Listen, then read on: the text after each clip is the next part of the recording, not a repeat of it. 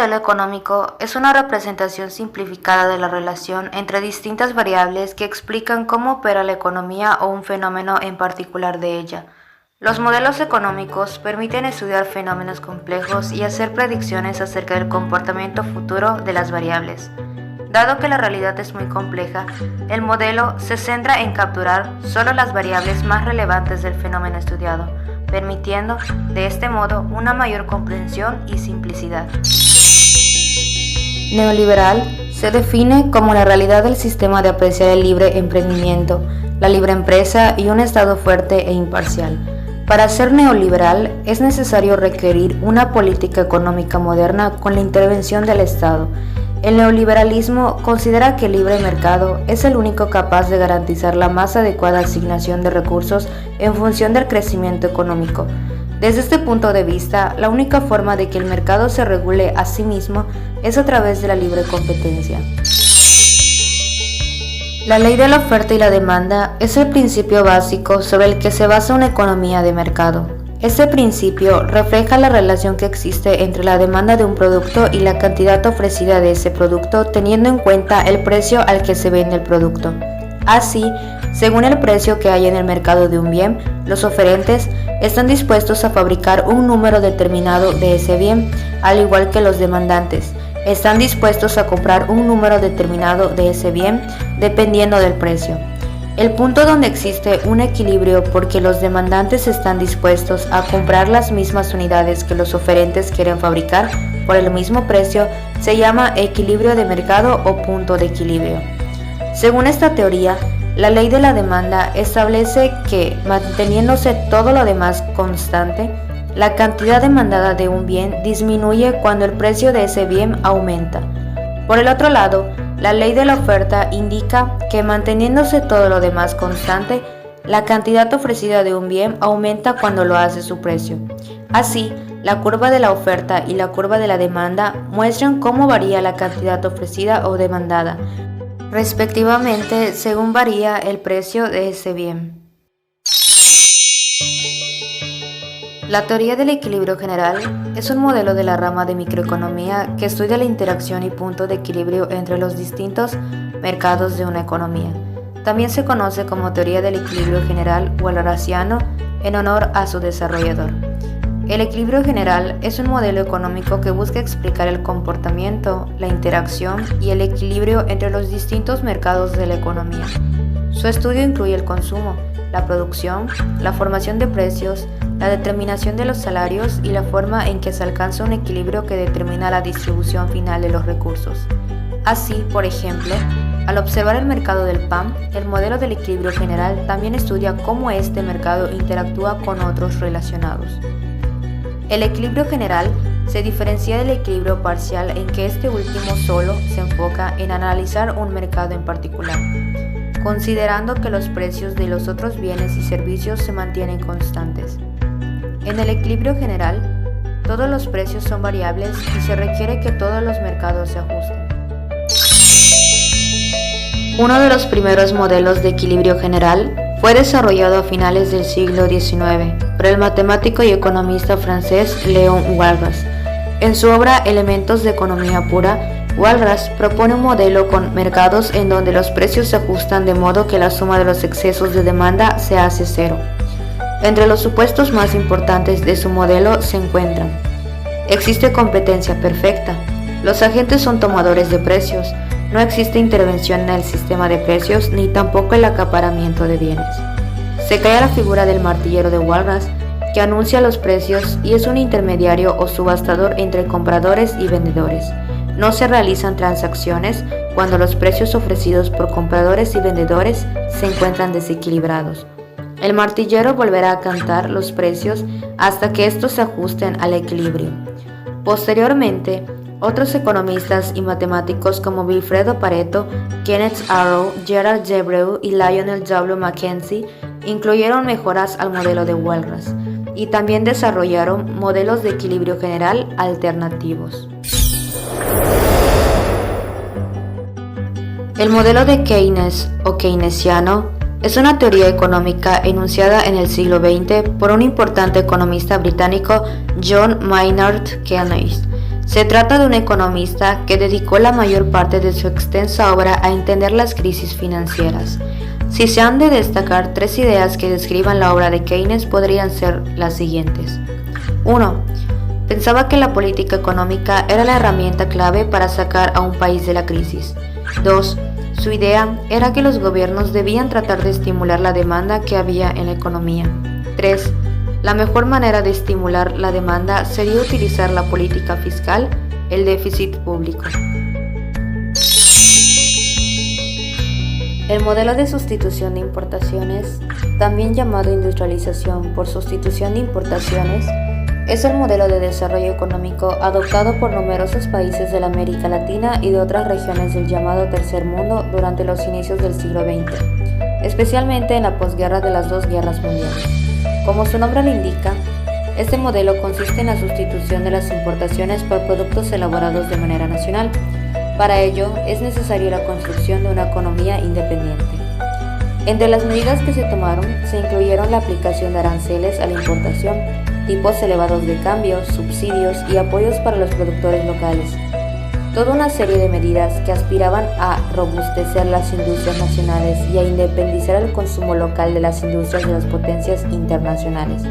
De allí que las principales medidas y estrategias de la sustitución de importaciones fueran cuantiosos subsidios a los productores locales, especialmente a la industria, imposición de impuestos, aranceles y barreras a las importaciones, evitar o dificultar las inversiones extranjeras directas en el país, promover el consumo de productos locales en vez de extranjeros, así como permitir y promover la exportación. El estado benefactor o estado de bienestar se refiere a aquel conjunto de decisiones y acciones llevadas a cabo por un estado, tomadas con el fin de satisfacer las necesidades básicas de la población a través de la redistribución de la riqueza y la inversión del gasto público en la mejora de aspectos sociales y económicos. Una forma de gobierno centrada en el estado de bienestar trata de reducir todas las posibles diferencias dentro de la población, enfocándose en garantizar los derechos de los sectores más necesitados y luchar contra la explotación laboral a la clase de obrera. John Maynard Keynes, uno de los economistas más influyentes y reconocidos de la historia, guarda una estrecha relación con el concepto de estado benefactor. Esta relación es tan sólida que en muchas ocasiones se nombra al estado benefactor como estado de bienestar keynesiano. Las teorías clásicas afirmaban que la economía se ajusta por sí sola, llegando al equilibrio entre oferta y demanda y consiguiéndose el pleno uso de los factores de producción. Keynes, por su parte, pensaba que este equilibrio solo se alcanza en casos excepcionales y que en la realidad hay que tener en cuenta variables como el nivel de empleo y la renta de la población para estudiar los movimientos en la demanda agregada. La política keynesianista defiende la intervención del Estado para controlar las situaciones de recesión a través de las políticas fiscales y la adecuada gestión y empleo del gasto público. Según su pensamiento, aumentar el gasto público implica una estimulación positiva de la demanda agregada, lo cual consigue elevar la inversión, el empleo y la producción. Estos ideales están directamente relacionados con el concepto de estado benefactor, donde el gasto público presenta una elevada importancia a la hora de redistribuir la riqueza y lograr el bienestar social. El desarrollo estabilizador fue el periodo en que la economía mexicana se vio caracterizada por un alto crecimiento de la producción, bajas tasas de inflación y estabilidad en el tipo de cambio. Esta estrategia de desarrollo comenzó a finales de la década de los 50 y concluyó a finales de los años 60. La política adoptada en términos monetarios y fiscales fue ortodoxa. Si bien el gobierno continuó con una política de gasto expansiva, ella no generó grandes déficits fiscales durante la década de los 50. Dicho déficit fue de 0.03% anual. Además de bajos niveles de deuda, es fundamental recalcar el destino del gasto, es decir, no solo hay que tomar en cuenta la cantidad, sino también la calidad de este. El componente más importante del gasto gubernamental fue la inversión en infraestructura básica, principalmente en el apoyo a la actividad petrolera, la construcción de carreteras y el mejoramiento de servicios de salud y educación. Otro factor trascendental en la estructura del desarrollo estabilizador fue la protección de la industria nacional a la competencia externa. Bajo este esquema, el precio que pagan los consumidores por los bienes será mayor que si se abriera el mercado. Además, las empresas carecen de incentivos para ser eficientes y para proveer servicios de calidad. En 1970, Luis Echeverría tomó posesión como presidente. La sucesión presidencial no fue solo el cambio de hombre, sino el cambio de retórica. El desarrollo compartido fue un plan de corte populista que buscaba compartir los beneficios del crecimiento y una alianza entre obreros y campesinos. En los primeros meses de la presidencia de Echeverría, el nivel de actividad económica estaba deprimido, en parte por el menor gasto gubernamental, por ser inicio de sexenio. Para poner en marcha a la economía, se decidió llevar a cabo varios proyectos de inversión, aun cuando estos no fueron relevantes. El objetivo era aumentar la producción en el corto plazo. Muchos gobiernos aplicaron planes para solventar la crisis. El Plan de Desarrollo Compartido es solo uno de ellos y fue aplicado en México en la década de los 70. Para lograr el crecimiento económico, el gobierno mexicano se centró en una política de restricción del gasto con el objetivo de frenar la inflación y disminuir el déficit. Sin embargo, como no se aumentó la recaudación tributaria ni los precios de los bienes y servicios públicos, la situación económica se agravó, multiplicándose casi por 10 el déficit del sector público. Para empeorar aún más la situación, el financiamiento del gasto se había hecho mediante la emisión de papel moneda y endeudamiento interno. Para muchos, el modelo de desarrollo compartido fue una medida de carácter populista que tenía como objetivo principal aliar los esfuerzos del sector campesino y obrero. Entre los objetivos que se establecieron para este modelo se encuentran reducir la tasa de crecimiento de la deuda pública, que el Estado tuviese una mayor participación en las actividades económicas para tener un control más firme sobre los desbalances en los diversos sectores de producción, incorporar aún más al sector obrero en todos los niveles del proceso de producción, brindar una mejor calidad de vida al pueblo, generar más empleos directos e indirectos, aumentar las ganancias del sector obrero mediante una distribución equitativa de los dividendos generados por la industria, aprovechar al máximo los recursos naturales para aumentar el crecimiento de la economía.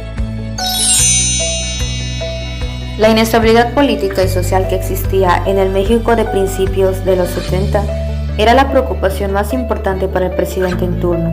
Las tensiones entre el gobierno y los jóvenes estudiantes estaban quizá en su punto máximo, dado que además de los lamentables hechos de 1986, el 10 de junio de 1971 ocurrió otro suceso trágico.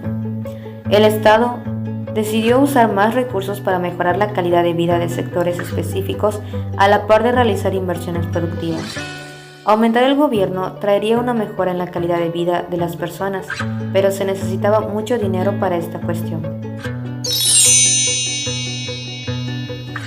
El modelo de desarrollo estabilizador se había agotado dado que, a costa del crecimiento industrial, se llegó a la situación de una muy desigual distribución del ingreso entre los habitantes, junto con un ritmo de aumento del empleo muy lento.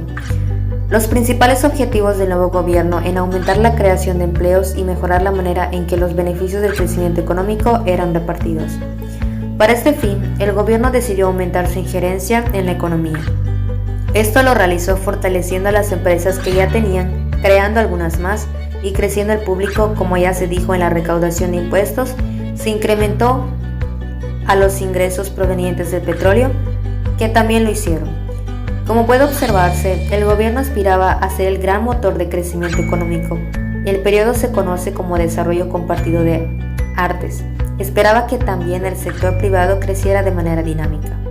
Si se analizan las cifras del crecimiento económico de la época, se notará que el PIB aumentó de manera considerable.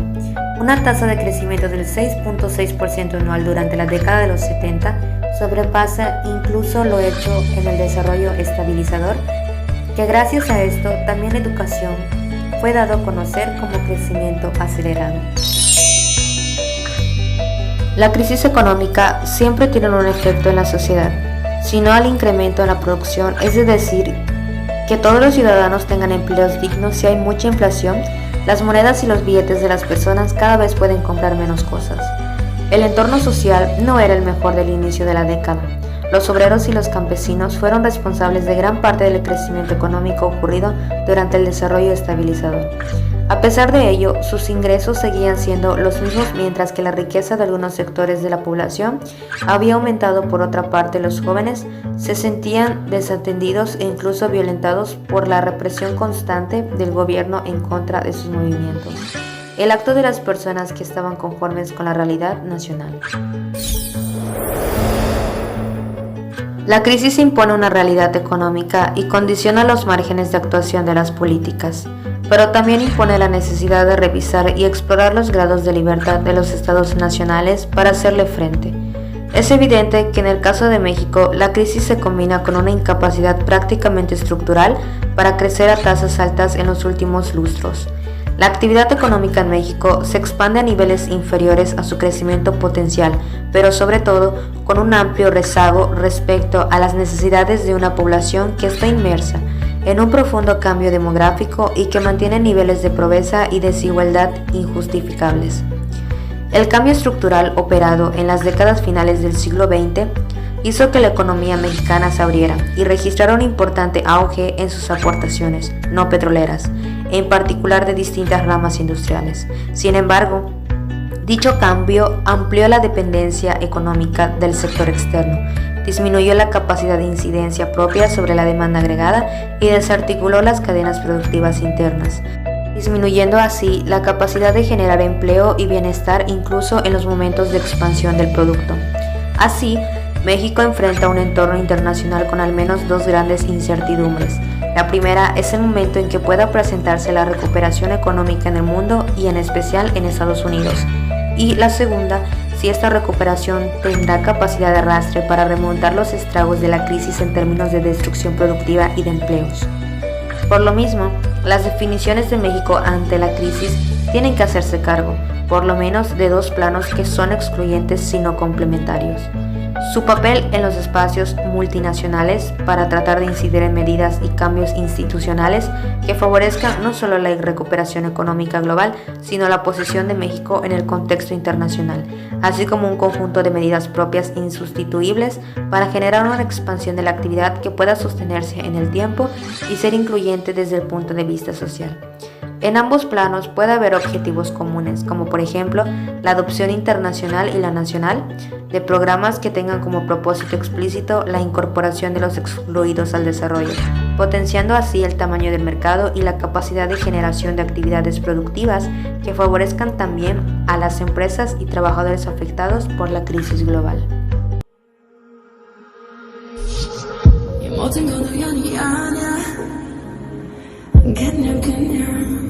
나의 느낌으로 온 세상이 어제와 달라 그냥 너의 기쁨으로